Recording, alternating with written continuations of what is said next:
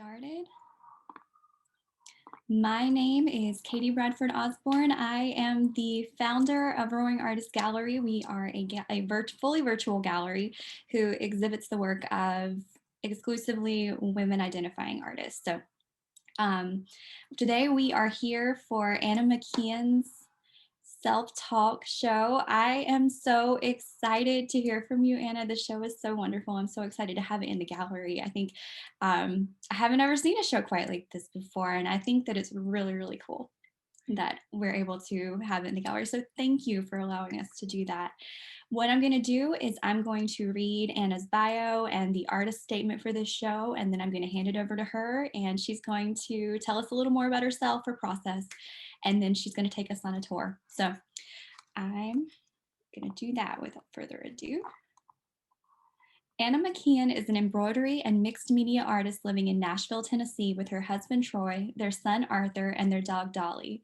Anna grew up in Southern Illinois and was raised by a big family with a love for gardening, antiques, and domestic crafts. In her work, Anna explores her mental health journey and personal relationships. Anna is the gallery coordinator for the Educational Gallery at Harpeth Hall, and every once in a while she'll try to be funny at an open mic night. I know Anna well enough to know that she is funny. Anna is presented by Roaring Artist Galleries and has shown her work here in the Hear Us Roar exhibition, the Powerful Little Things exhibition, and our current juried exhibition, Connections. In addition, Anna's work has been shown in Beauty in the Mundane by Art Moms United, Xylem and Southside Gallery in Oxford, Mississippi, and is currently on exhibition at Fantastic Fibers at the Yiser Art Center in Paducah, Kentucky. She has been featured in Candy Floss magazine and will be joining us for Artist Talk, that's here, from Stay Home Gallery Residency in Paris, Tennessee. Self-Talk is a series of small quilts created in response to becoming a new mother in the year that my home of Nashville, Tennessee has weathered a tornado, a pandemic, and a bombing on Christmas Day. The entirety of my son's life has been spent inside of my home, and I am with him nearly every waking moment of his day. The repetitive nature of mothering a baby during a pandemic is echoed in the repetitive stitches of my needlework. My quilts have become my way of processing motherhood in this type of isolation, and I'm interested in how the words I choose for these quilts can bring meaning that is both funny and tragic. I sew my inner monologue into each quilt, and while my words can be cutting, over time they have become softer. Embroidery is a meditative exercise, and perhaps meditating on these phrases has made me a bit more gentle with myself. Therapy helps too. I completely understand that also. Okay, Anna, let me make sure that you can share your screen real quick. Okay. And then there we go. You should be able to. All right. And you can take it away. Awesome.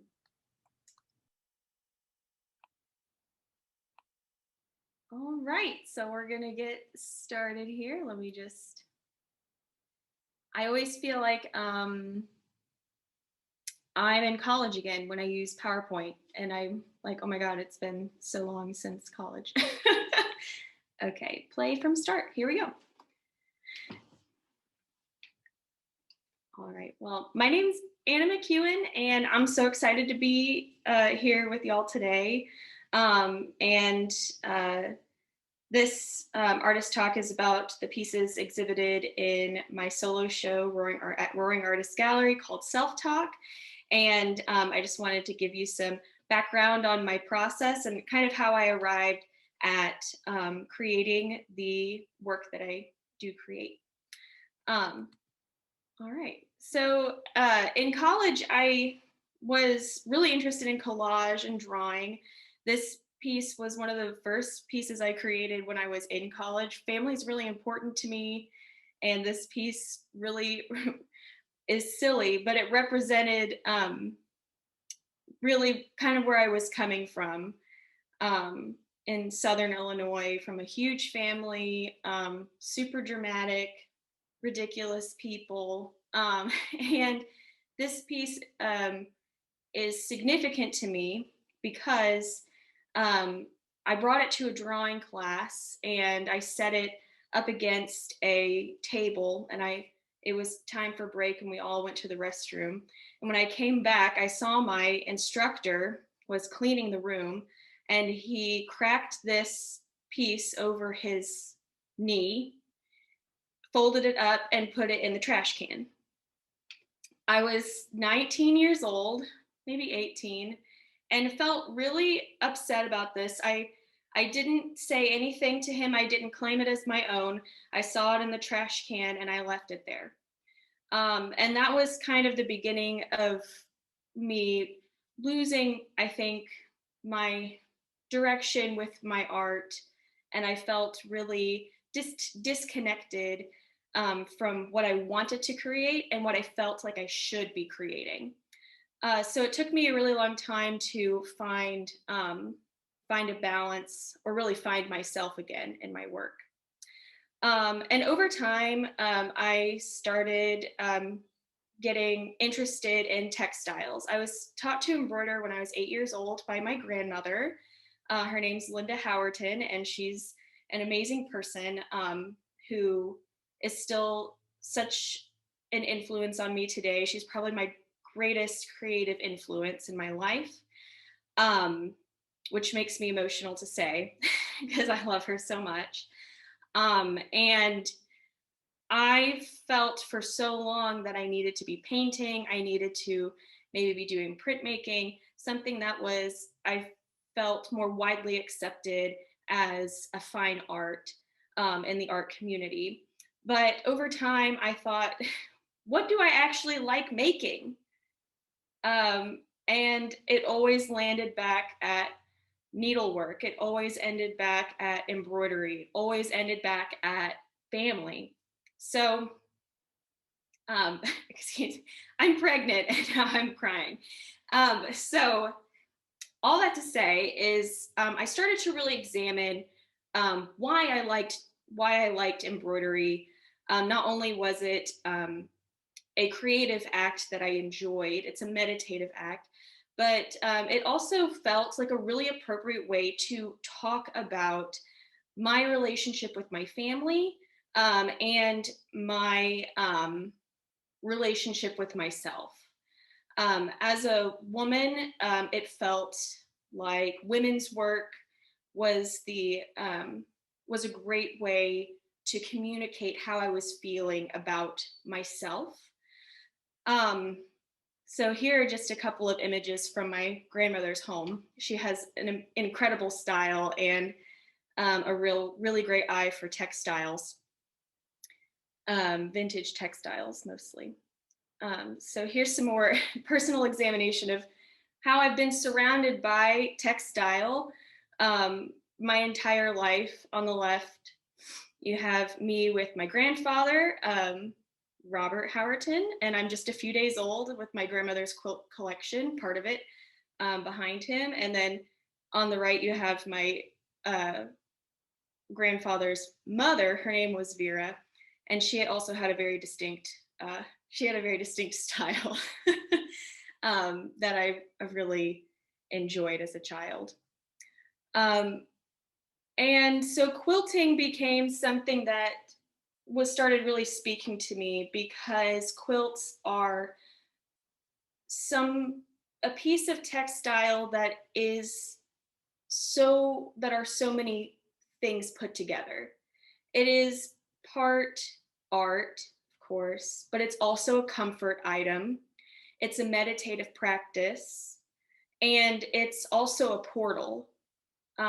This quilt in particular was made by a woman named Pam Finley, and she was my piano teacher growing up, and she's my aunt's mother-in-law. And she's an amazing person, and she made this quilt for me and my husband for our wedding. And it has been continued to be such an important part of my life. So I think that this moment in particular felt significant because it was the beginning of a new chapter for me as a mother, and also the beginning of a year that I had no idea what was about to happen. Um, so yeah. So this is the type of quilt that I started making. This one's from 2018. And it always felt very unresolved to me, and I did not like it. So I'm just gonna skip past to what it looks like now. this piece is what it is now. Um, but so this was February 2020. And then at the very beginning of March, we had a devastating tornado in our neighborhood. And then just 2 weeks after that, we started our pandemic lifestyle of staying at home. And so this was a moment that defined me in a way that I had not known yet, and I probably still don't fully know. But Arthur was only 2 weeks old when the tornado happened, then 4 weeks old when we changed our lifestyle to isolation. So something kind of happened in my brain after I had a baby. If you've had a baby, maybe you understand. You start to feel, and maybe not everybody experienced this, but for me personally, I felt very anxious and very paranoid. But there was a lot going on around me that I could not control. So it became very important to me to be occupied at all times. And so I started making things kind of compulsively. And this was the piece that I started with, because I had thought maybe I'll make a quilt sort of like the one that I showed you before, that was more like a blanket size and had perfect corners and all these things. And I thought, I can't spend that much time on that. I have an idea. I have to get it out. So I just made a collage and then just started embroidering on it. And that was the turning point for me, I think, that I just desperately needed to get my ideas out of my head. And so this was the first piece that I made in May of last year. And then I just could not stop. And so then I just started cutting up everything that I had ever made. Any quilt that I had made before that, I cut up and became much happier with it. This one in particular became a lot more meaningful to me because when I originally used these words, I thought, this is, I'm making a statement for myself and I am not going to apologize for being myself anymore. And then I just couldn't stop. I couldn't stop apologizing constantly. I apologized to the nurses when I was in labor. I apologized to the anesthesiologist for being rude when he was asking me questions that had been asked like a million times before. And so I made an addition to this quilt, Stop Apologizing, But How? How do you do that? I'm still not quite there, but I'm working on it. So then I was really on a roll here and just making kind of all the time. My baby was still not crawling or anything yet, so it was pretty manageable for me to plop him down somewhere and just go. As you can see, my house was a total wreck because I just couldn't, I didn't ever want to stop making. Because like I said, it was almost like a compulsion. I could not stop for one moment because then I would start thinking about things. And now I can go ahead and go to the other part of the presentation, which is a tour of the exhibit.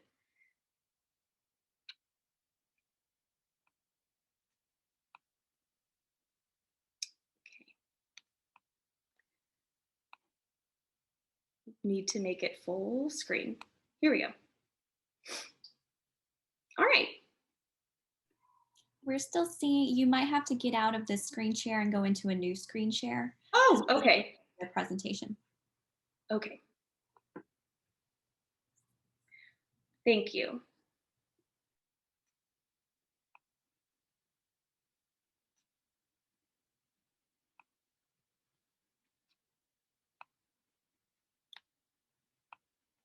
Gotcha. I understand now. Thank you so much. No problem. Ah, all right. I keep getting emotional because this is an emotional show for me.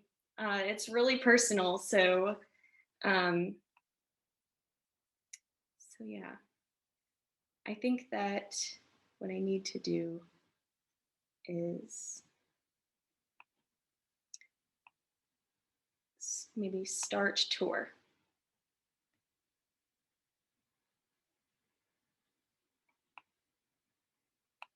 Here we go.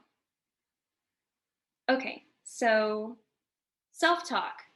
I called it self talk because um, these are all things that I say to myself all the time. And these words get stuck in my head. And sometimes they're not good words or good phrases. They're like really shame filled and but over time, I think that they have become more accepting of my situation or of the situation of the world. So this was the first one that I ever made, like I said, which I feel like is such a maybe like self-judgmental thing to say, like scolding yourself to stop doing this thing that I've been trained to do my whole life. And so then this is the first one that I made. And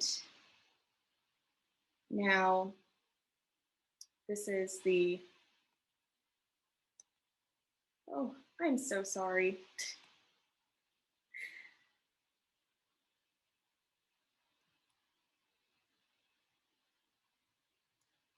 Ugh.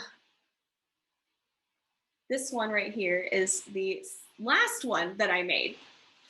And it says rinse, repeat, which I felt like was an accepting moment of this is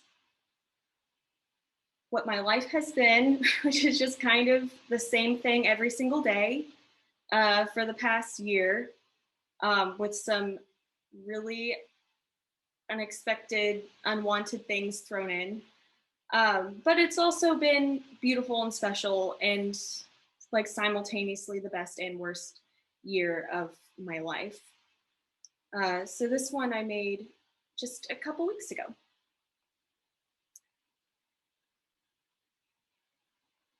This was another piece that I had made previously to 2020 that I revamped. I cut it up. And I really love this piece because it was my first kind of ex- experimenting with what a quilt can be. When I'm making a quilt, I always try to ask myself, like, what am I meditating on? What am I trying to convey? Can a quilt even be funny? Can it be funny? Can it be truthful? Can it be deceitful? Can it be all of these things? And so this was the first quilt that I made with text that I really felt like I was playing around with what a quilt could be. Um, and so I really enjoy looking at this piece. Um, and I love that it is, yeah, the first piece that I made that was playing around with the conventions of what quilts are. And because also it's completely non-functional. All of these quilts are completely, they're not for cuddling with. They're usually like kind of pokey. They're like not comfortable. They are pleasant to have in your lap when you're working on them, but other than that, not for your bed at all. So that's something else that I kind of struggle with. I feel myself getting self-conscious with what like diehard quilters would think about these things. Um, but it is technically a quilt because it is 3 layers of fabric sandwiched together. Um, I love these little stars that you put on here, Katie. I love them. I'm a big fan of the star. I love wonky stars.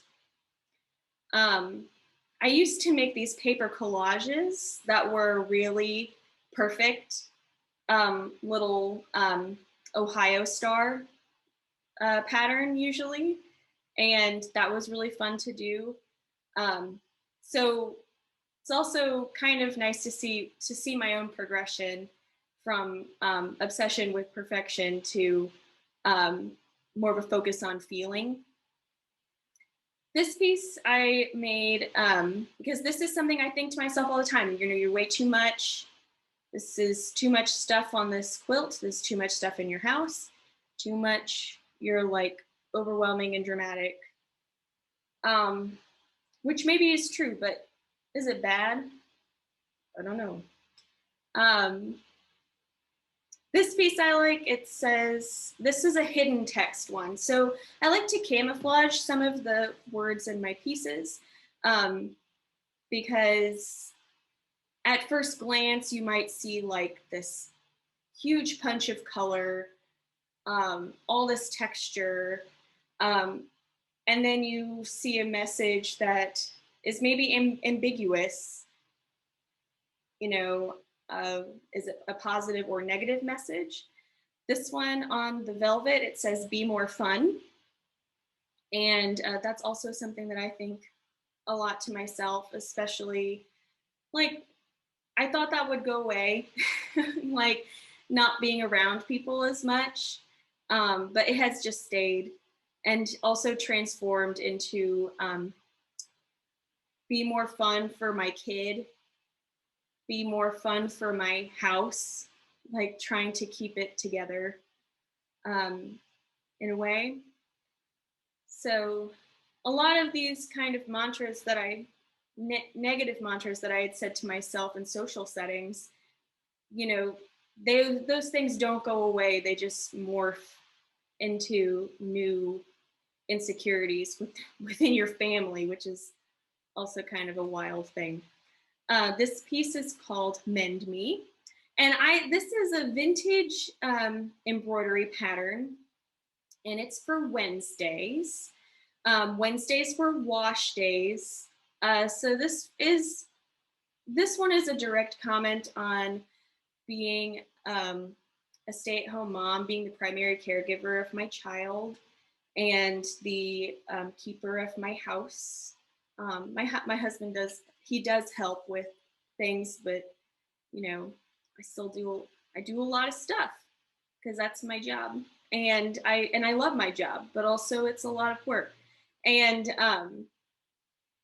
but I don't do nearly as much as what women used to do.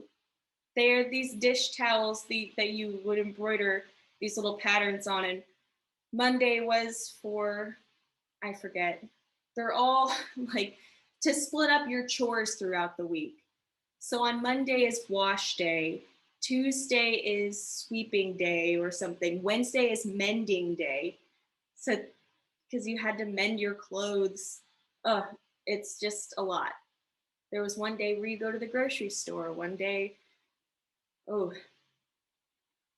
I so I use this one because of the sewing, which I like.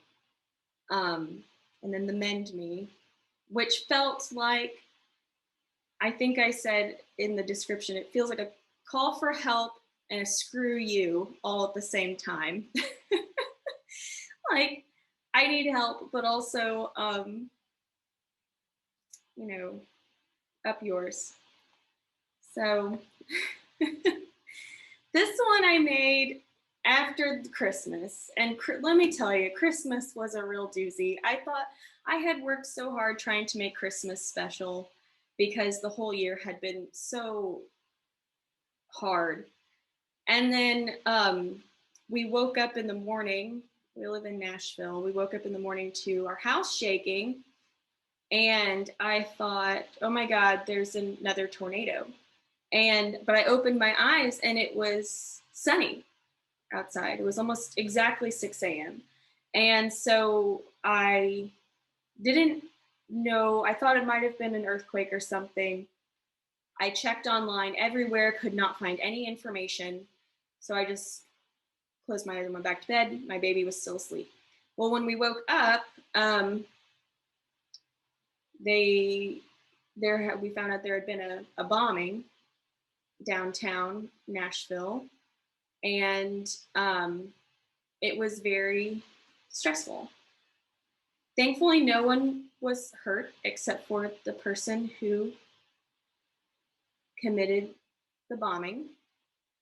And it was a very bizarre situation. And it just cemented in my mind that I have no control over my life.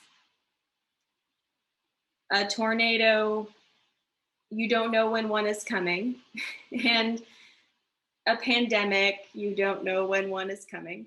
And then also bombings, I guess, you don't know when one is coming. Although strangely, he did broadcast to evacuate and get off the street. Anyways, so this one was just in direct response to that day.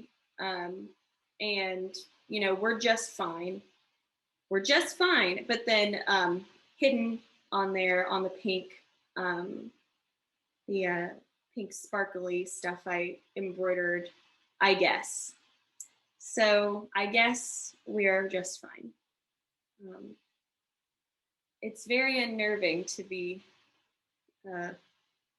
going through that, but also thankful that we're safe. You know, we are fine, but it is a bit of a mind game up here. This one says, "Get thee to a therapist," and it's hidden on that green section of the quilt. And I love this one because I love Shakespeare, and get thee to a nunnery, because she's so hysterical. So it's just maybe this is an updated phrase that you might say to a hysterical woman.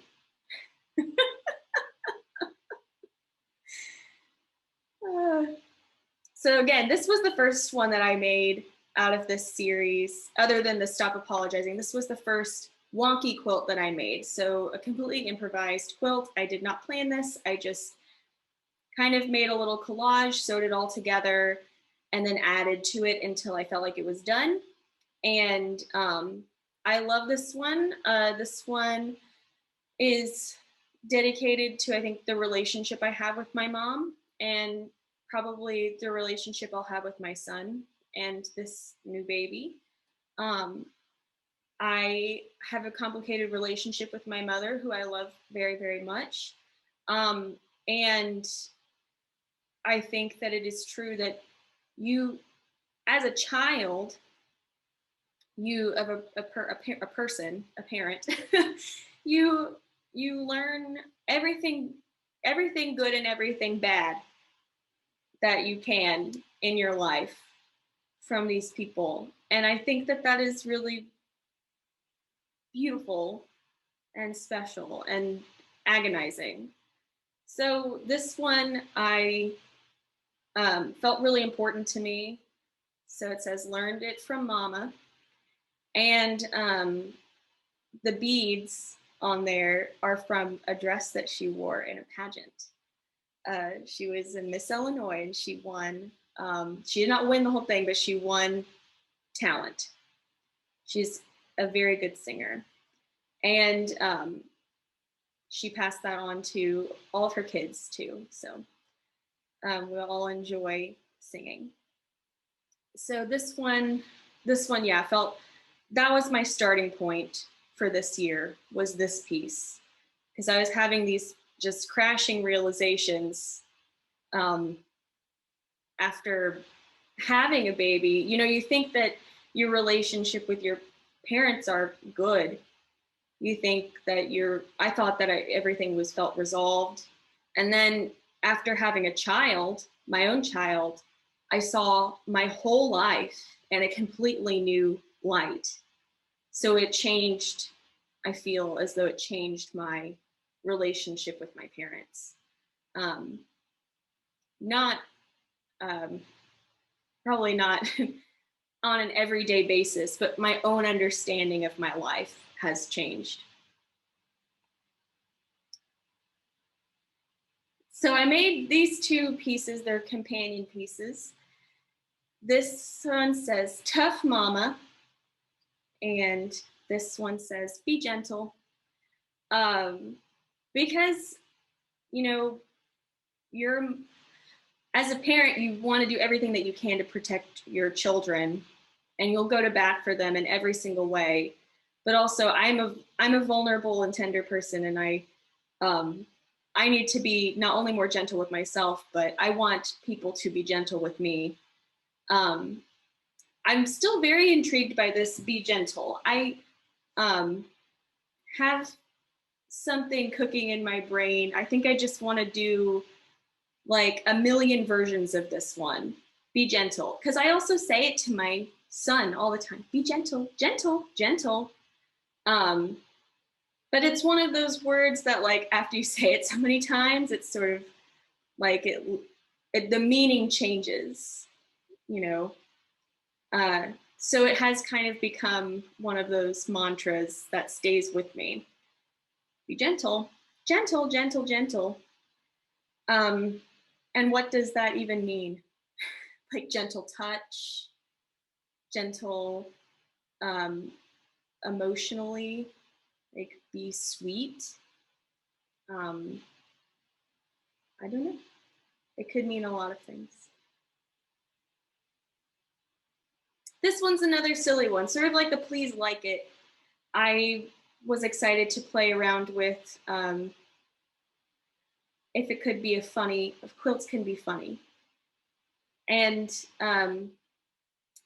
so everybody in my family, and you know, adults, and when you're a kid or in high school, they say artsy fartsy. Oh, she's so artsy fartsy. She's artsy.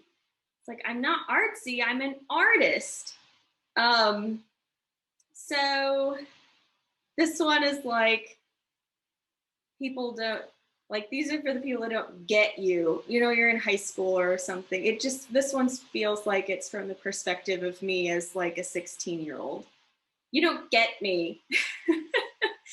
um, but, uh, but yeah, this one is, I think, dedicated to all the times that people didn't understand what I was trying to convey, or what I was trying to, what I didn't even understand what I was trying to convey, I think.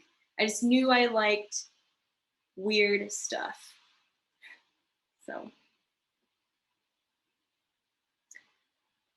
this one is another hidden text piece. And it's a phrase that my family enjoys saying, you know, you're full of it. But if you look more closely, it actually says full of shit. Um, and so I enjoyed stitching this one. Um, and this one I made in response to a call that Stay Home Gallery did, where I am right now. And I felt really compelled by their call to artists, and I made this piece in 3 days. I said I had a vision for what I wanted it to say and what I wanted it to look like, and I just did it. And it was like the best feeling ever. When you are in an artistic flow and something just falls out of you, it is the best feeling in the whole wide world. So I love this piece because it reminds me of that feeling. It says hold me. So it's sort of similar to the mend me one, but maybe a bit more pleading. Someone please hold me. I was feeling especially overwhelmed when I made this piece uh, because of being a mom. I don't know. I wanted a break. Finally getting a break right now. This is the longest I've been away from my baby. I had never been away from him longer than 4 hours.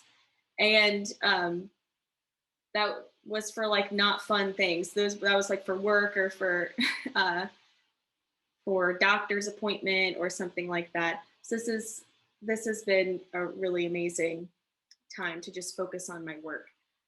Um, this is another hidden text piece that I made. And I really enjoyed making the patchwork all along the side. It says forget it. And it says, I'm going to say the F word.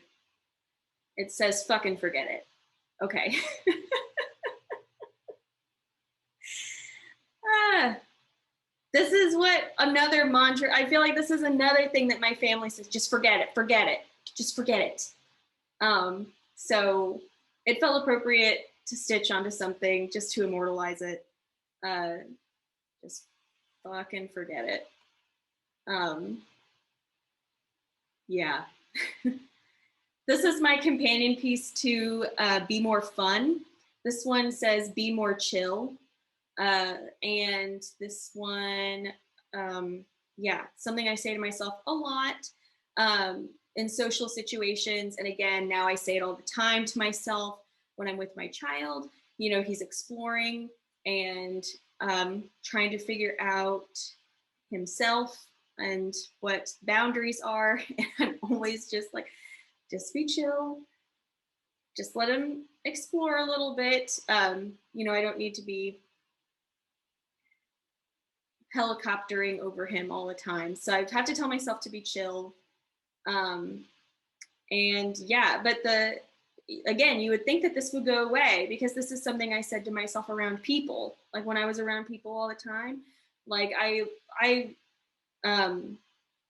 kept myself for so long from going to art events and comedy clubs, open mics and stuff, because I just felt like no one's going to like me. Everybody's going to see that I'm a farce. I'm just I don't belong here. So I would say to myself, like, just be chill, like, or be more fun, like be more fun to these people. Be more relaxed, just relax, and more people will appreciate your point of view. But over the past year, I found that, like, I think the more authentic you are, the more people identify with what you're saying. So, and if they don't, then it doesn't even matter because you'll find somebody who does. So, um, so yeah, because like, what's the worst case scenario? Like nobody talks to you. Like I already lived that, so I it doesn't scare me anymore. It just doesn't. And now we're back at the beginning. And I just want to say that was a wild ride for me to see it all together like that. And it is a great reminder that I need to be more gentle with myself. Tough mama, be gentle. And thank you, Katie, for the way you laid it out. It was beautiful. Oh, I enjoyed that so much. It was one of my favorite parts of my job is really getting to design these shows. Yours was so fun. It was like I was trying to figure out which ones were speaking to each other, and that was so Yeah. much fun. I just loved it. Well, you did a really great job. I found new relationships between those pieces. So, because I have my own order of events, you know how I created them, but I really liked the pieces that you chose to go together. So. My favorite pairing was the too much and the be more fun because those two things are almost opposite. It's like be Yeah. more fun. Okay, now you're too much. It's like Yeah, you sound like my therapist. Yes. I I love I that. think as people, especially as women, I think we live in these kind of dichotomies of like too much and not enough. Like you have to be like just the right amount of, you know, fun and quiet. Like you have to be the right amount of those things. I but I'm over it. So I don't. I'm gonna try to just be more chill about it. Be more Anna. That's that's the best. Just more Anna. Lindy said in the chat, absolutely beautiful, Anna. I absolutely agree. That's one of the coolest things. I feel like Lauren said, well done, Anna. Thank you for sharing. Thank you, Lauren. If you'll get out of screen share, Yeah. we can take any questions that anyone might have. And I love hearing your story. Your work is amazing. I could not agree more. I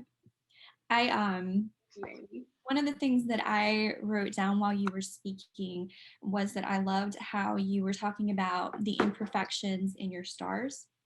Mm-hmm. And I mean, it's true of all of it. They're the wonky shapes and things like that. I think in a lot of ways you were also talking about how some of these things are like a vulnerable statement. I think a lot of your work is that way. It's very vulnerable, but it's almost like a vulnerable screw you. It's like, yeah. and I really love it. But do we have any other questions for Anna? Anyone does, you can put it in the chat, or if you want to unmute, you're welcome to. Well, I love that observation, Katie, that it is like a vulnerable statement, but also like this vulnerable screw you. Like it reminds me almost of like a toddler tantrum in a way, like but an adult tantrum where you just are screaming on the floor, just like somebody look at me, but don't look at me. I think that there's a lot of fun to be had there in art. Not as much fun to be had there maybe in real life existence. But I think that's why it is so relatable, your work. It's just, yeah. Amy said the content is incredibly rich. I agree. It's like these, whenever you first look at it, you see the bright colors and you see the shapes, and they're shapes that we're sort of familiar with. We know anything about quilting if we've ever been around quilting at all. But I mean, it's obviously very different the way that you do it. So whenever you see it, you know you're looking at something a little different, but then you sort of delve into it and you realize this is actually a really deep, important piece of art. And all of your work is that way to me. And yeah, I think that's a really great way of putting it, Amy. Incredibly rich content. Dan said, great work, like learning motivation behind each piece. I did too. That was really fun. Good. Do we have any more questions or anything like that? Yeah, I'm down for any question you got for me. Well, Anna, this has been amazing. I appreciate so much that you took time out while you're there at Stay Home Gallery to hang out with us and to tell us a little bit more about what you were doing with all of these quilts, because like I said, I think that this is a really important show in a lot of ways. It's a really pretty show. It's a really beautiful show, the colors and the shapes, and I love it so much. But it's also really important, not just from a woman's standpoint, because these are all things that we all relate to, but I mean, a historical standpoint as well. This is a different way of looking at quilting. Quilting, which is traditionally a woman's art, a woman's craft, and sort of turning it on its head and saying that I have a lot to say in my quilts, and you sure do. And I think that it's amazing. Well, thank you. And I appreciate that perspective from it as well. The historic perspective is also important to me. And like I said at the beginning, understanding my relationship to textiles as a woman and was how I was brought up to have a relationship with textiles that was different than my brother's relationship with textiles or a parent, my dad's relationship with textiles. Those are purposefully different because it's cultural. And so once I was able to examine that and also embrace it, it became something really special to me and really fun to play around with. Like playing around with the rules, understanding the rules, and then also understanding that it's okay to break them. Yeah. I was talking to a group of artists today, and it was really interesting to me how this related. We were talking about the history of art and how museums are full of men's art as opposed to women's art. And they made the good point that even though women have always been doing art, they weren't seen as artists, Yeah. but also women did not have access to the same materials. They did not have access to the same education. The materials that women had access to traditionally were these softer materials that did not last as long Mhm. as oil paints on canvas and things like that. So there's something definitely to be said there for what women have been doing for centuries. I, Absolutely. I think that I think that you're speaking for all of us in some ways with this, which is a very heavy thing to say, but I think it's so true. Also, we have art conservationists now. So anyone who's thinking, I'm not sure that I want to get into fibers because of that, we're going to keep giving them jobs Yes. forever. That's right. Giving new jobs to people for the art conservators forever. And Yeah. there are people who do amazing conservation work on quilts. The Tennessee State Museum had an incredible showing of their quilt collection a couple of years ago. And I was just shocked to see the quality of these quilts that were literally hundreds of years old. The oldest quilt that they have there was made in, I think it was finished in like 1815. So, and also to anybody who says that quilts aren't supposed to be political, almost every single quilt that was featured in the show was political, including the oldest quilt that they had there, which was made in response. It was a patriotic response to the War of 1812, That's and amazing. which was a really cool thing. Mhm. Also, just they, And you can think talk about about, the history of quilting, yeah, being political. How do you think our flag came about? That was right. that's exactly what Exactly. it was. It was a woman quilting a political statement. That's exactly right. Oh my goodness. Ah, so good. It's so good. And so yeah, we could talk forever about the history of quilts, and that's not what No, this is we're good. about. You know, I'm But not a history buff, and this is a subject that I could go on forever about, but I won't. But what I will say is that I have so enjoyed having this show in our gallery, and anyone here who has not seen it yet, um, or anyone who comes and sees the and views this afterwards, I hope that you will go and see the show. It is what date? Hang on, June 12th is whenever it closes. So we've got some time. Now that you have a fresh perspective, I think it'll be really fun to go back and look at it again. I know that I'm going to, and I'm going to really enjoy that. So, right. thank you all for joining us today. Once again, this is Katie Bradford Osborne from Roaring Artist Gallery, and we are so thankful for you and your support of us, for your support of Anna. And Anna, we are so thankful for you as well. This has been Oh, wow. all right. Well, you all have a wonderful evening, and I'll see you next time. All Hi. right. Bye. Thank you. Bye, guys. Thanks.